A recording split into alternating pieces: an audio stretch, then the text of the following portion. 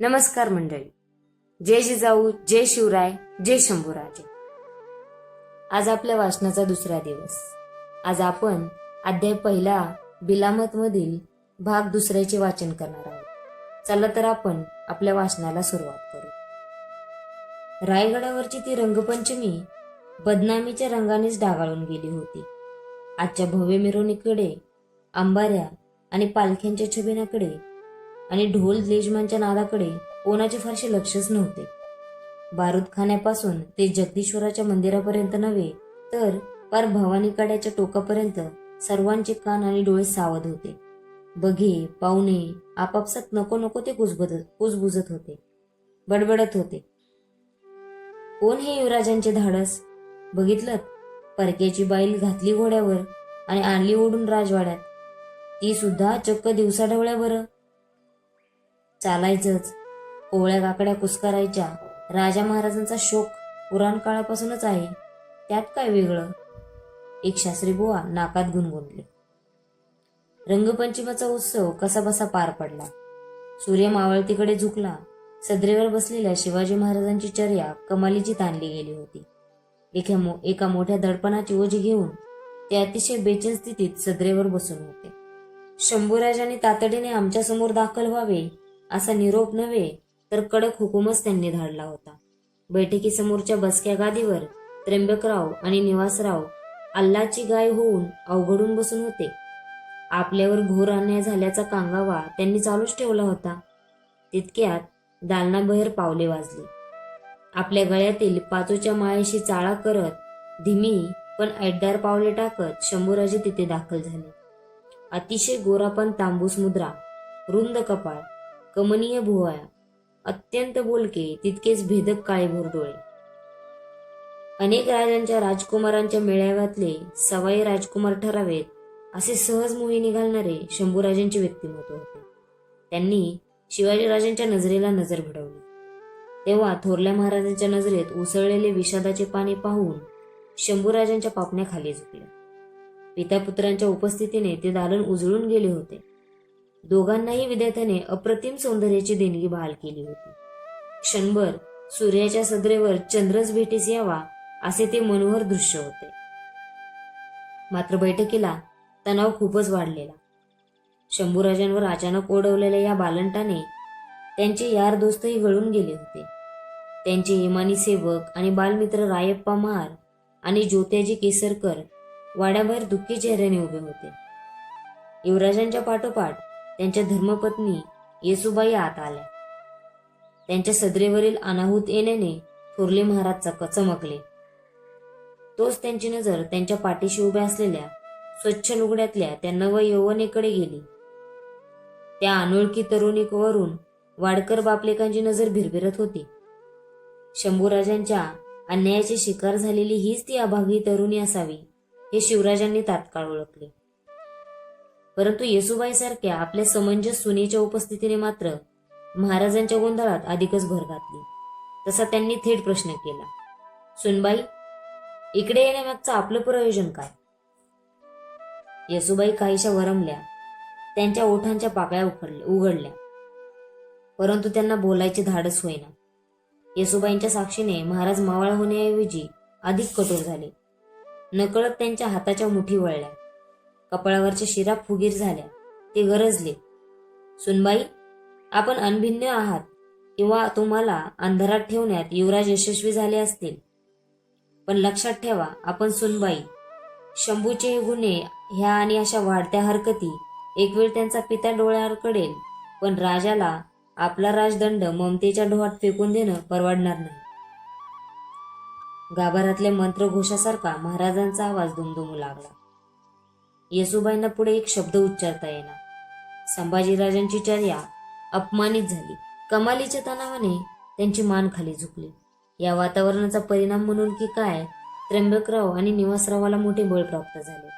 बापले धाडसाने उभे राहिले. त्र्यंबकरावाने आपल्या अंगावरची उपरणी झटकली. पिंपळ पानासारखा थरथरत तो बोलला, महाराज, मला माझी सून हवी. राजे, माझी गरीबाची बायको मला परत द्यावं. निवासराव गयावया करत बोलला. महाराजांनी एक जळजळीत कटाक्ष संभाजीराजांकडे फेकला. ते दुःखी स्वरात बोलले, दुर्दैव, केवळ दुर्दैव. आज स्वराज्यात कोणाही स्त्रीची आबरू सुरक्षित राहिली नाही असे रयत उघड बोलू लागली तर आम्ही कोणाच्या तोंडाकडे पाहायचं. एक कमालीचा सन्नाटा खाजगीकडे पसरला होता. महाराजांच्या कठोर शब्दांनी युवराज आणि युवराजनी यांचे बोलणेच खुंटले. वाडकर पितापुत्रांच्या कांगाव्याला जोर चढला. तसा गोदूचा श्वास कोंडला. तिला यापुढे गप्प बसवेना. ती सरळ महाराजांच्या पायावर कोसळली आणि कळवळून बोलली, नाही महाराज, मला थोडं बोलू द्या. हे सारं कुभांड आहे. छिनाल, तू चुप. त्र्यंबकराव आपल्या सुनेवर कडाडला. महाराज, हा माझा नवरा आणि सासरा दिसतात तसे भोळे बाबडे साधेसुधे नाहीत. गोदू धाडसानं बोलून गेली. गोदूने महाराजांपुढे गाराने घातले, आई भवानीची शपथ घेऊन सांगते महाराज, हे दोघेही स्वराज्यद्रोही दगाबाज आहेत. आज पंचमीच्या गर्दीचा फायदा घेऊन राजांना इथे रायगडावरच जीवे मारायचा कट रचला होता या दुष्टांनी. आम्हावर शस्त्र उघडायचे आणि तेही या रायगडावर येऊन. त्याही गंभीर परिस्थितीत शिवाजीराजांना हसू फुटले. राजांच्या सोबत पहारेकरी आणि सेवकांनाही हसू आवरेना. तसा त्र्यंबकरावाला जोर चढला. तो हात जोडत आजीजीने बोलला, बघितलं ना महाराज, आपल्या युवराजांनी ह्या गरीबाच्या सुनेवर किती भुरळ घातली आहे. महाराज रंग युवराज उडवतात पण गरिबांच्या आबरूच्या चिंध्या उडतात. महाराज वरकरणी फक्त बावरल्यासारखे दिसत होते, पण आतून मात्र त्यांचा धीर सुटल्यासारखा झाला होता. महाराजांना शंभूराजांच्या पराक्रमाबद्दल तीळ मात्र शंका नव्हती, पण त्यांच्या चारित्र्याबाबत अलीकडे त्यांना भरोसाच उरला नव्हता.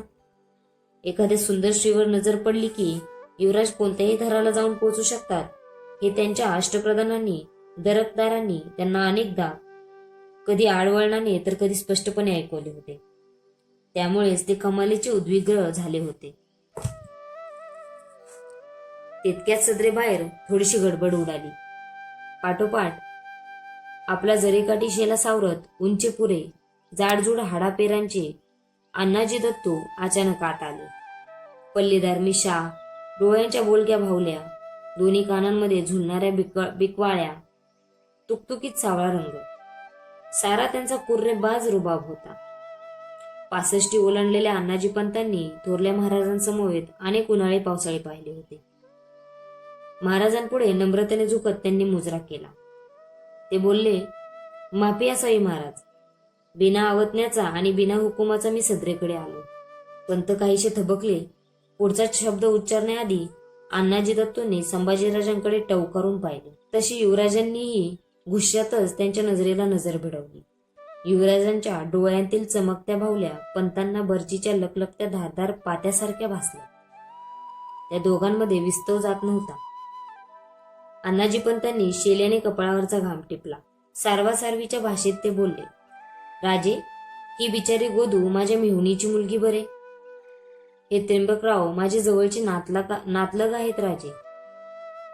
बोलता बोलता अण्णाजींची नजर गोदूच्या भाबड्या निष्पाप चेहऱ्याकडे गेली आणि त्यांच्या मनाचा बांध फुटला. त्यांची एकुलती एक हंसा नावाची पोर त्यांच्या मनात फेर धरू लागली. हंसा म्हणजे एक चालतं बोलतं चैतन्य होतं. पाखरासारखी बागडणारी, मोराच्या पायांनी नाचणारी, फुलपाखरासारखी पंतांच्या भोवती बिरबिरणारी हंसा आणि तिच्या ओल्या आठवणी अण्णाजींची पाठ सोडायला तयार नव्हत्या. रायगडाच्या परिसरात कोसळणारा प्रचंड पाऊस, पावसाळ्यात पावलोपावले आढळणारे झरे, त्या निर्मळ झऱ्यांसारखीच हंसा तारुण्याच्या उत्सवात अखंड नाचत राहायची. अण्णाजी पंतांनी हंसाचे काहीसे गडबडीने शुभमंगल आटोपले होते. ती पेन होऊन, आपल्या सासरहून पहिल्या माहेरपणाला माघारी आली होती. एके दिवशी मंगळागौरीच्या निमित्ताने ती राजवाड्यात गेली. तेथून दुःखी नव्हे जखमी होऊनच परतली. 2-3 दिवसातच पाचाडच्या भरल्या चौखंडी विहिरीमध्ये पाण्यावर तरंगणारा हंसाचा मुर्दा लोकांनी पाहिला. तेव्हा त्या अवचित जाणेने सारा परिसर हळहळला. झाल्या प्रकाराबद्दल अनेक जण अनेक तोंडाने बोलत होते. कोणी सांगत होते की हंसावर बलात्कार झाला, कोणी म्हणत होते तिच्यावर कसलासा मानसिक आघात झाला आणि त्या तारेतच तिने स्वतःच्या हाताने मृत्यूजवळ केला. पण या प्रकारामध्ये अनेक जण शंभूराजांकडे बोट दाखवत होते. त्यांच्यामुळेच आपल्या लाडके लेकीचा नाश झाला अशी अण्णाजींची ठाम समजूत होती. 2 वर्षांमागे घडलेल्या या घटनेचा अनेकांना विसर पडला होता. परंतु आपल्या लाडक्या लेकीच्या आठवणीने अण्णाजी पंत मात्र अजूनही वेडेपिसे व्हायचे. पंतांच्या आगमनानंतर वातावरण अधिकच गंभीर बनले. न्यायाधीश प्रल्हाद निराजी बावरून गेले. त्र्यंबकरावांनी आपले मुंडासे काढून शिवाजीराजांच्या पायावर ठेवले. तो दुःखी स्वरात ओरडला, महाराज, गरीबाची सून गरीबाला परत करावं. वाडकर पिता पुत्रांच्या किंकाळ्यांनी अण्णाजींना अधिकच धारिष्ट्य आले. ते महाराजांना बोलले, राजे, कल्याणच्या मुसलमान सुभेदाराच्या स्वरूप सुंदर सुनेला साडी चोळीचा आहेर करून सन्मानानं परत पाठवणारे आपणच होतात ना. जाऊ दे महाराज, ह्याच दरबारात ह्या डोळ्यांनी खूप चांगले दिवस पाहिले आहेत, म्हणूनच पुढं काही बोलवत नाही. अण्णाजी दत्तोंनी शर्मेने खाली मान झुकवली. महाराजही कमालीचे खजील दिसू लागले. त्यांनी रागानेच येसूबाईकडे नजर वळवली. मात्र घडल्या प्रकाराचा कसलाही परिणाम येसूबाईंवर झाल्याचे दिसत नव्हते. उलट एक प्रकारच्या अभिमानाने आणि निर्धाराने त्या तेजस्वी दिसत होत्या. त्यांनी पंतांच्या तोंडाला तोंड देत सरळ सवाल केला, पुराव्याशिवाय भलता सलता कोणावर किटाळ घ्यायचा अधिकार कोणालाच नसतो, आणि अब्रू म्हणाल तर ती जशी प्रजेला प्यारी असते तशी युवराजांनाही. येसूबाईंच्या अचानक हल्ल्याने पंत काहीसे वरमले. मात्र महाराजांनी तातडीने हस्तक्षेप करून येसूबाईंना रोखले. सुनबाई, तुम्हावर कदाचित प्रतिप्रेमाची भुरळ पडली असेल, परंतु तुमच्यापेक्षा एक पिता या नात्यानं आम्ही युवराजांना चांगलं ओळखतो. मगापासून ज्यांच्या भोवती वादळाची वावटळ घुंगत होते ते शंभूराजे मात्र चूप होते. फक्त श्रवण भक्ती करत होते. आपल्या पित्याचा आपल्या बाबतचा अविश्वास, अलीकडची त्यांची आपल्यावरची गैरमर्जी, पिता पुत्रांचे संबंध बिघडावेत म्हणून राजदरबारात प्रत्येकी घडणारे काटकट कारस्थाने, या साऱ्यांचा वास त्यांना केव्हाच लागला होता. त्यांना अधिक राहावले नाही.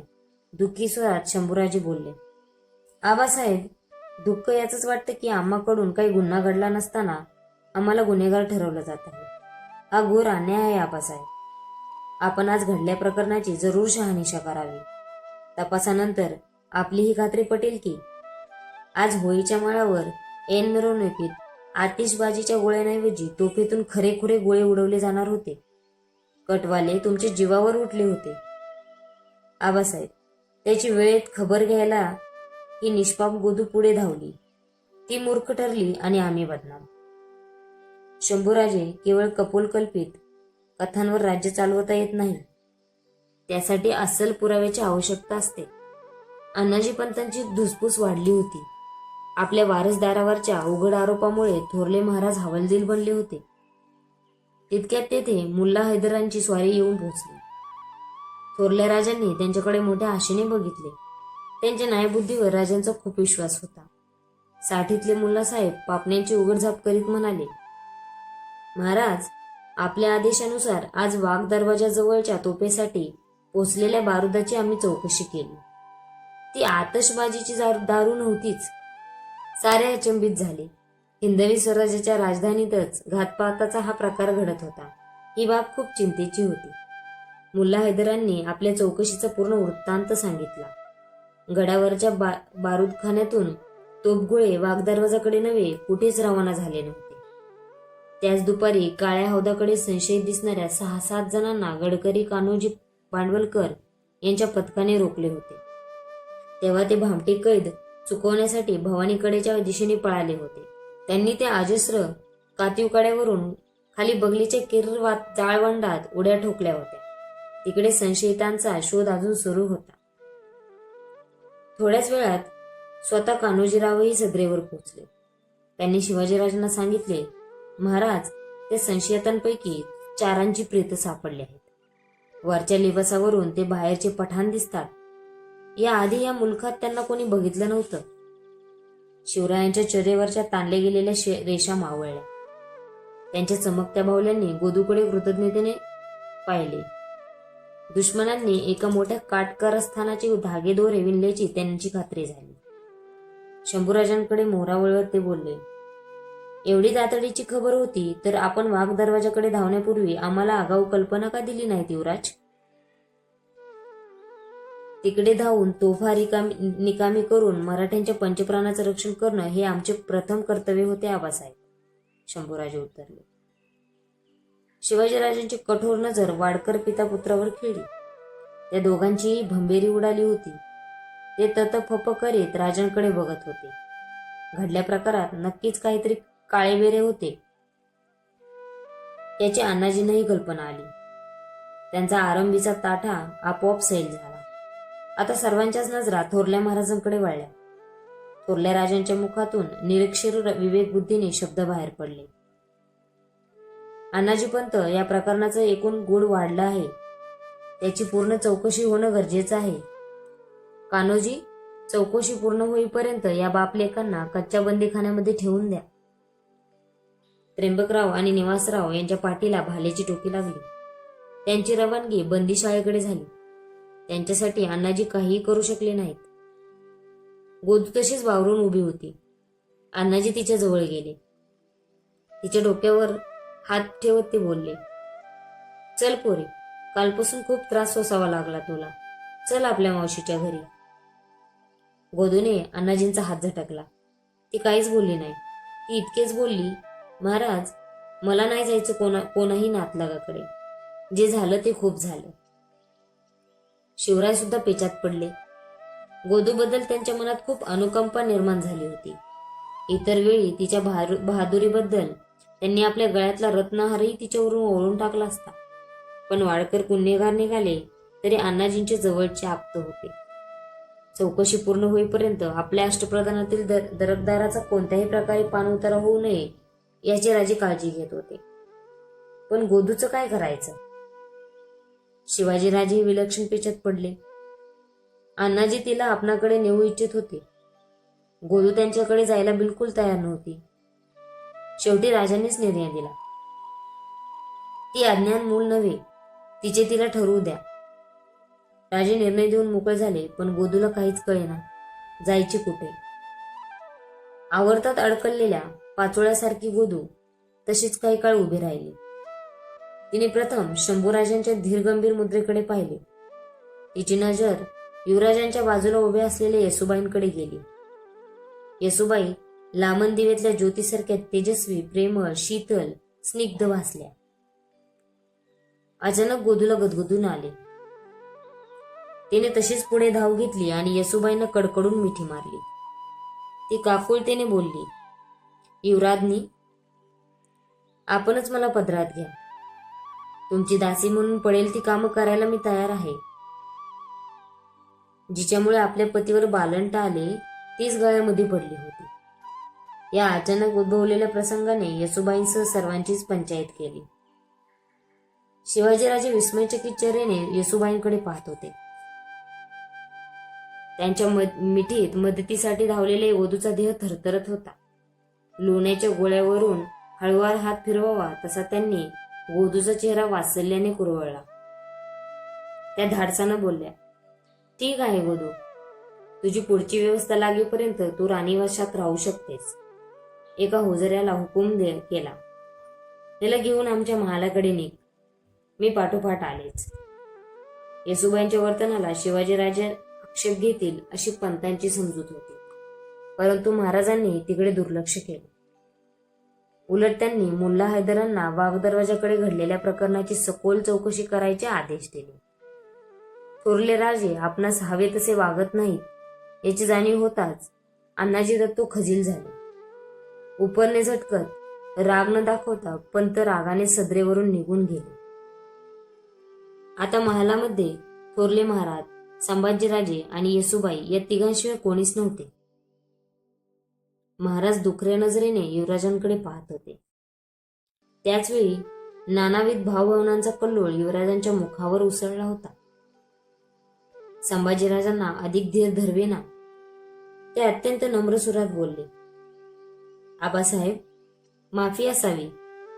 खूप मनस्ताप दिला आम्ही, पण झाल्या प्रकारात आमची काहीच चूक नव्हती आबासाहेब. शंभो, आपण हिंदवी स्वराज्याचे युवराज आहात. त्यात आपली उमरही भर 19 वर्षांची आहे.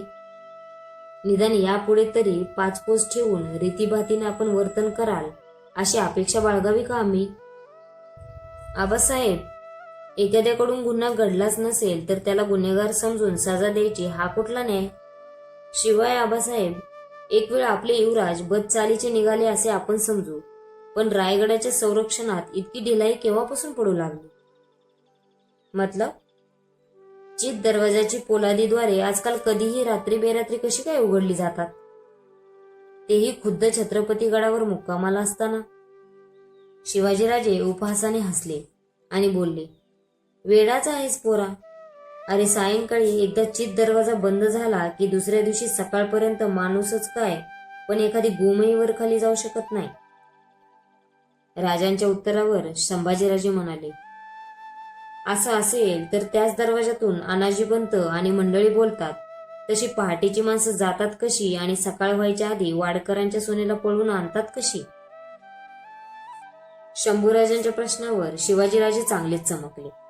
युवराजांवर आज उडवलेली राळ आणि वस्तुस्थिती यामध्ये काहीतरी तफावत आहे खास. त्याचवेळी शंभूराजांच्या मुखातून बाहेर पडणारे शब्द शिवरायांची काळीच चिरत होत गेले. आबासाहेब, आजकाल आमचे दिवस इतके फिरले आहेत की महाराजांनी आपल्या हृदयाची कावड शंभूसाठी बंद करून टाकली आणि तिकडे चोरचिलटांनी केव्हाही ये जा करण्यासाठी चित दरवाजाच्या पोलादी दारांना मात्र पाय फुटू लागले आहेत. युवराजांच्या बोलांबरोबर पित्याचे हृदयातले वात्सल्य उचंबळून आले. शंभूराजांच्या खांद्यावर प्रेमाने हात ठेवत महाराज बोलले, एवढं मनाला लावून घेऊ नकोस पोरा. कुठेतरी गपलत आहे खास. आम्ही जरूर चौकशी करू त्याची. आबासाहेब, स्पष्ट सांगतो, तुम्हाला तुमच्या प्याऱ्या पुत्रापासून दूर लोटण्यासाठी साऱ्या सृष्टदृष्ट शक्ती एक झाल्या आहेत. महाराजांनी ममतेने शंभूराजांना आपल्या शेजारी बसून घेतले. त्यांच्या पाठीवरून स्निग्ध हात फिरवत ते बोलले, आमच्या कारभाऱ्यांकडून काही चुका घडल्या तर त्याची निश्चित शहानिशा केली जाईल. परंतु एक लक्षात ठेव शंभो, आमचे अष्टप्रधान, आमचे दरकदार स्वराज्याचा प्रसाद उभा करण्यासाठी गेली 40 वर्षे रात्रीचा दिवस करणारे हे सारे आमचे जीवाचे जीवलग आहेत. त्यांचा मान मारातब, त्यांची प्रतिष्ठा जपणं हे युवराजांना त्यानं तुमचंही कर्तव्य आहे. आपण आपले वर्तन सुधारा, अन्यथा काय? शंभूराजांच्या नजरेनेच प्रश्न केला. तुमच्याशिवाय आम्ही एकट्यानं कसं जागायचं याची आम्हाला सवय करून घ्यावी लागेल. महाराजांचे ते तीक्ष्ण जळजळी शब्द कानावर पडताच महापुराच्या लोंढ्यात एखादे झाड सहज उन्मळून पडावे तशी युवराजांची स्थिती झाली. संभाजीराजांच्या डोळ्यात अश्रू उभे राहिले. ते बोलले, आबासाहेब, आपल्या दुराव्याच्या कल्पनेने आमचेही काळीच तिळतिळ तुटते. एक वेळ या संभाजीला हत्येच्या पायाखाली तोडून मारायची शिक्षा आपण खुशाल द्या. त्या वेदनांचा उत्सव खुशाल पचवीन मी. परंतु तुमच्यापासून ताटातूट या कल्पनेनेच धरबंद सुटतो आमचा. एकाएकी शंभूराजांच्या हृदयात आपल्या आजीची जिजाऊंची आठवण दाटली. तू नेहमी शिवबाच्या सावलीत राहत जा शंभू बाळ. हा फक्त एकच कानमंत्र त्यांनी युवराजांना दिला होता. मात्र अलीकडे दिनमान बदलत होते. उभ्या जगावर मायेची पाखर घालणाऱ्या थोरल्या राजांकडे शंभूसाठी वेळ नव्हता. न राहून शंभूराजे दाटल्या कंठानं बोलून गेले, आबासाहेब, आमच्यामध्ये एक दोष नक्कीच आहे. कोणता? राजाने अस्पष्ट शब्दात विचारले. एक वेळ या वेड्या संभाजीशिवाय शिवाजीराजे जगू शकतील, पण आपल्या सावलीच्या आडोशाशिवाय या संभाजीला जगणं केवळ अशक्य आहे. बस हाच आमचा दोष.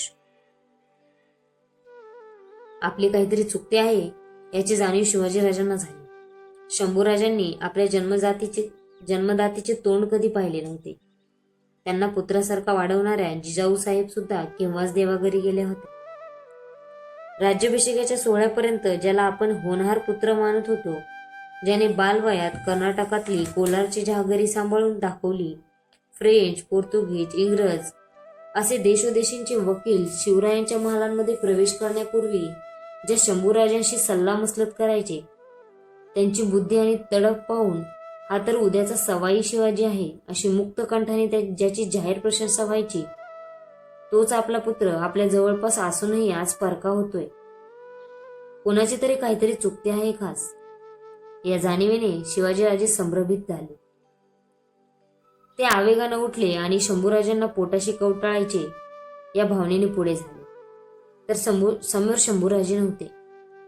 राजप्रासादातला मधला चौक पार करून ते आणि त्यांच्या पाठोपाठ येसुबाई बाहेर पडत होत्या.